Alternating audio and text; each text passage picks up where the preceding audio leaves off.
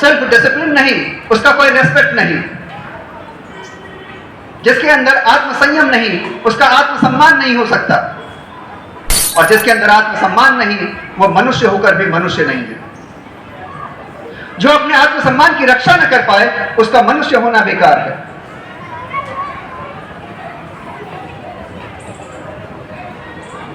ये जो बातें मैं बता रहा हूं, ये जीव विज्ञान का एक छोटा सा हिस्सा है। इसको मनोविज्ञान कहा जाता है। यावत्य शाखास्तवृंतो वृक्षाः, जितनी शाखाएं उतने वृक्ष। तो जीव विज्ञान इतना विशाल वृक्ष है कि उसकी जितनी शाखाएं हैं वो अपने आप में आज एक वृक्ष है। चिकित्सा विज्ञान एक छोटी सी शाखा, लेकिन वो अपने आप में एक बहुत बड़ा वृक्ष है। वनस्पति विज्ञान, जंतु विज्ञान, जैव प्रौद्योगिकी, जैव रसायन, इस तरह की बहुत सारी शाखाएं हैं जो आज अपने आप में एक वृक्ष हैं। तो मैंने जो आपको समझाया, जो मैं आपको लीनिएज पढ़ा रहा था, उसमें विष्णु आ रही थी, तुलसी आ रहे थे, वो क्या था? इसको हम कहते हैं जीवाश्म विज्ञान। क्या कहते हैं? जी हाँ, ये बायो का हिस्सा है। अगर आपको लग रहा है कि ये बायो में नहीं है तो आप गलत हैं। ये जीव विज्ञान का एक हिस्सा है। कभी आप मंदिर गए हैं? कितने लोग मंदिर गए हैं इसमें से? बहुत अच्छे। मंदिर में क्या देखा आपने? मंदिर में भगवान देखा आपने। तो आपके बगल अगल बगल जो बैठे हैं वो कौन है? गलत। मंदिर में भगवान नहीं है। ये जो अगल बगल बैठे हैं भगवान। आपके देखने का तरीका गलत है। क्योंकि आपके, मैं फिर से वही कह रहा हूं, क्योंकि आपके सोचने का तरीका गलत है। आपका डेवलपमेंट ही गलत है। कैरेक्टर का डेवलपमेंट गड़बड़ हुआ, इसलिए आप हमेशा गलत चीजों पर ध्यान लगा रहे हैं। आपको ये टीका लगाने की जरूरत इसलिए है कि अभी भी आप बहुत अस्थिर हैं।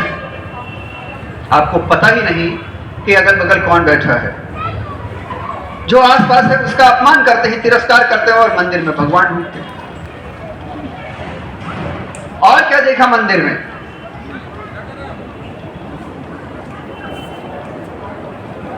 और कुछ देखा मंदिर में आपने? जितने जीव विज्ञान पढ़ते हैं बच्चे बताएंगे, मंदिर में क्या देखा आपने?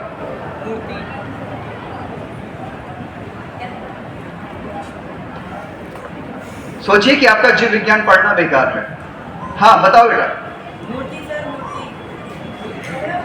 चंदा, चंदा। अब ध्यान से सुनिए। हमारे मंदिर हमेशा से सकारात्मक ऊर्जा का केंद्र रहे हैं।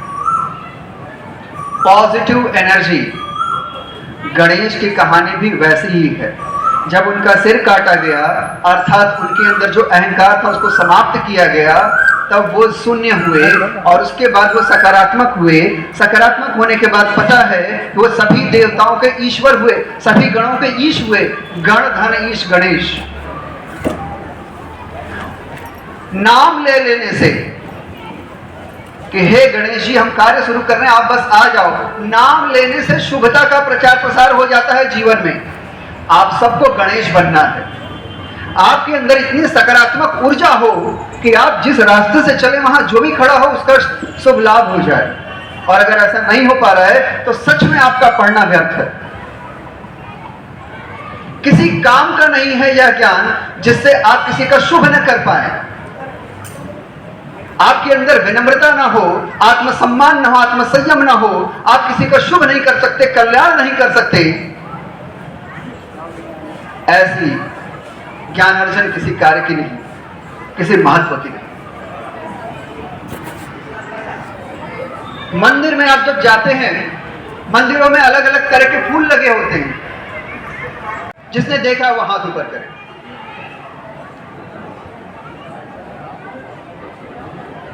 जिसने देखा है वो हाथ ऊपर करे। नहीं देखा, नहीं देखा है, फिर भी ये आपका विश्वास है।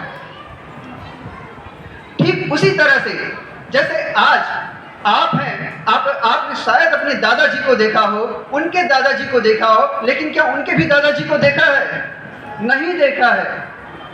आज आपसे 15वीं पीढ़ी पहले जो आपके पूर्वज थे, क्या उनको देखा है किसी ने? नहीं देखा है। लेकिन क्या वो थे ही नहीं? बिल्कुल थे। यही तो सत्य है। सत्य को 1000 प्रकार से कहिए तब भी सत्य है, और असत्य को कोटि बार कहिए तो भी वो असत्य ही है। यानी वो थे तभी तो आप हैं।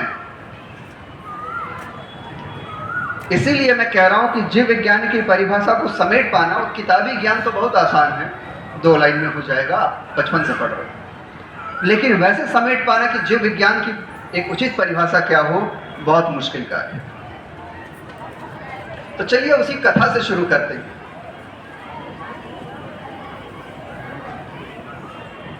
विष्णु ऐसे लोगों के समूह को कहा जाता था जिनके अंदर वो निपुणता होती थी कि वो समाज में संचालन कर सके। किसी एक व्यक्ति का नाम विष्णु नहीं था। ऐसा हर व्यक्ति जिसमें वो क्षमता थी जो समाज का संचालन कर पाए, वो विष्णु था। और हर वो माता जिसके अंदर वो क्षमता हो कि लोगों का कष्ट दूर कर पाए, वो तुलसी है।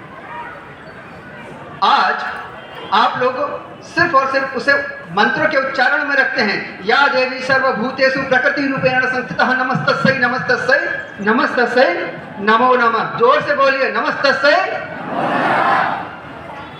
प्रकृति, जहां जीव विज्ञान है उससे पहले प्रकृति है। और इसी सहज बुद्धि के साथ आपको पढ़ना लिखना चाहिए।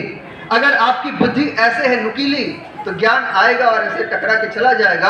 बुद्धि हमेशा ऐसे होनी चाहिए खुली, सब कुछ आए और रुक जाए। बाद में उसे छानने का काम आचार्य बंधु करेंगे। वो बताएंगे इसमें क्या गलत है, क्या सही है। अभी आपकी वो क्षमता नहीं है, लेकिन आपको छानने वाले लोग यहाँ पर अत्यधिक क्षमतावान हैं। वो छान के बताएंगे क्या सही है और क्या गलत है। तो आपके कैरेक्टर का डेवलपमेंट कैसा होना चाहिए?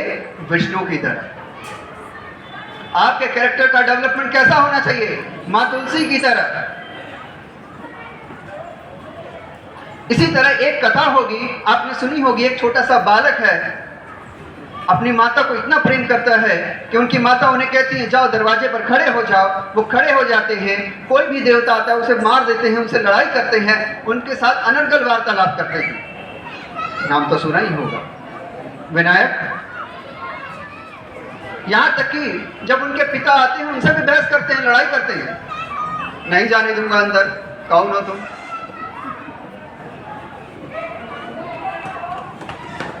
तो ऐसा नहीं था कि उसके अंदर कोई गुण ही नहीं था, गुण बहुत थे, लेकिन गुण के साथ अहंकार आता ही है। जैसा कि आप लोगों के साथ है, बैठे रहते हो, बात करते रहते हो, प्रेयर चलता है, यहां लगातार बहनें बातें कर रही थी। शर्म आनी चाहिए आपको। आप लोगों को शर्म से इतना ज्यादा अधिक लज्जा होनी चाहिए कि आपकी आंखें नीचे हो जानी चाहिए। लगातार बातें कर रहे थे, पीछे भैया लोग बातें कर रहे थे, टोपी पहन के बैठे रहते हैं। आप लोगों को शर्म आनी चाहिए। अगर आप पढ़ रहे हैं, लिख रहे हैं और आपके अंदर ये थोड़ा सा सेंस नहीं है, इस तरह का कैरेक्टर डेवलपमेंट नहीं हो रहा है कि किससे क्या करें, कब कहां रहें और कैसी बात करें, आपको शर्म आनी चाहिए। आप इसलिए विद्यालय नहीं आते हैं कि आपको किताबें पढ़ा दी जाएं। वो गूगल पे है, हमसे ज्यादा ज्ञान है, वहां पे हमसे ज्यादा लोग बता देंगे। गूगल हमसे ज्यादा जानता है, उसके पास इंफॉर्मेशन ज्यादा है। आप यहां अपना 6 घंटा इसलिए देते हैं कि आपका ओवरऑल डेवलपमेंट हो, और सबसे ज्यादा अगर कोई डेवलपमेंट हो तो आपके कैरेक्टर में डेवलपमेंट हो, जिसके और उसके साथ साथ विकसित हो रही थी कई सहज मस्तिष्क भरी, विचारों भरी पूरी की पूरी विश्वविद्यालय। आपको पता होना चाहिए कि तुलसी का विवाह विष्णु जी से हुआ है। कितने लोग जानते हैं कि तुलसी का विवाह विष्णु जी से हुआ? हाथ ऊपर करें जरा। मंदिर जाते हैं, नीम का पेड़ लगा होता है, नवरात्र भर पूजा करते हैं, चंड मुंड संहारे शोणित बीज हरे। मधु कैटभ दो मारे सुर भयहीन करे, चंड मुंड संहारे शोणित बीज हरे। चंड मुंड अर्थात कैंसर, ट्यूमर। इसीलिए मैं कह रहा हूं कि या देवी सर्वभूतेषु प्रकृति रूपेण संस्थिता, प्रकृति में ये सभी औषधियां विद्यमान हैं। तो हमारे मंदिरों के आसपास ये जो पौधे लगाए जाते थे, इनसे ट्रीटमेंट होता था पहले लोगों का। लोग वहां जाते थे तो कहते थे हमें कृपा हो गई, हम ठीक हो गए। ठीक कैसे हुए? वहां जो व्यक्ति है उसे औषधियों का ज्ञान है, प्रकृति से उसने लिया और उसी औषधि से ठीक किया। कैंसर, चंड मुंड भी सही किए जाते थे पहले। शोणित बीज हरे, कहानी तो सुनी होगी कि एक बार राक्षस को काट तो जितनी बूंदे गिरती थी उतना और खड़ा हो जाता था। कोरोना का नाम तो सुना भी होगा आप लोगों ने, आपके एकदम अगल बगल अभी टहल रहा था 2 साल पहले, है कि नहीं? वही शोणित बीज है। आप एक बार छींकते हैं 100 छींके निकलती है, जिसके पास गई उसको भी बीमार कर दिया, वो भी गया काम से।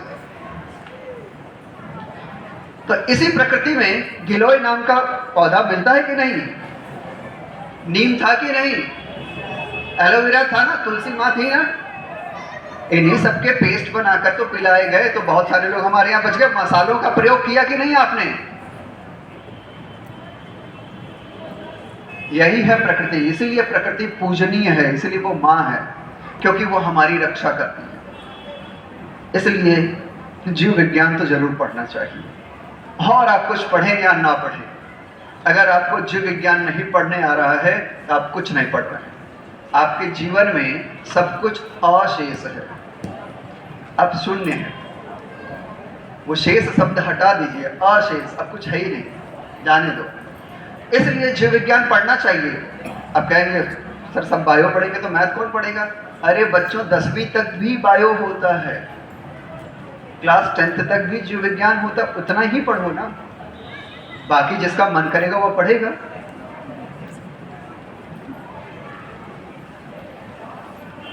मधु कैटभ दो मारे सुर भयहीन करे।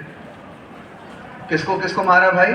मधु और कैटभ। डायबिटीज आजकल बहुत कॉमन हो गया है। मधु सुना है कि नहीं?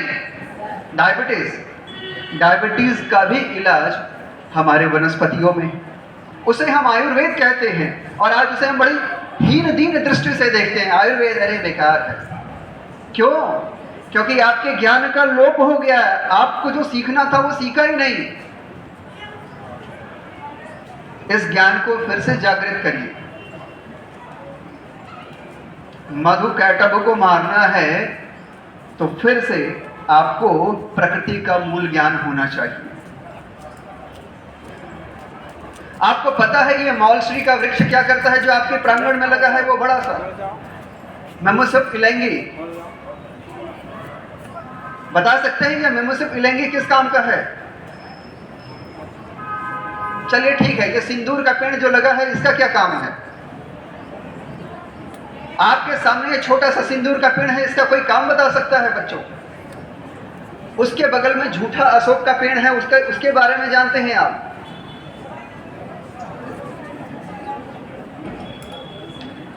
ये अशोक का पेड़ झूठा अशोक है, सीता अशोक अलग होता है, दोनों की फैमिली अलग अलग होती है। इसको पॉलीएल्थिया लंगिफोलिया कहते हैं, सीता अशोक को सराका अशोका कहते हैं।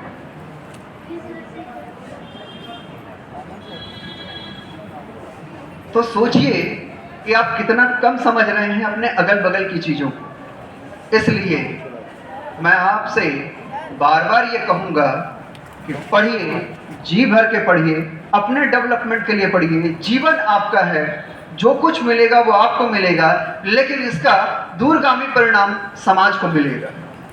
हमेशा दूसरों के उपकार के लिए पढ़िए। मैं चाहता तो बहुत हूं कि मुझे और समय मिले, पर मैं माफी चाहता हूं क्योंकि गर्मी बहुत है और भैया लोगों को गर्मी लग रही होगी। तो बस इसी के साथ मैं अपनी वाणी को विराम देता हूं। धन्यवाद।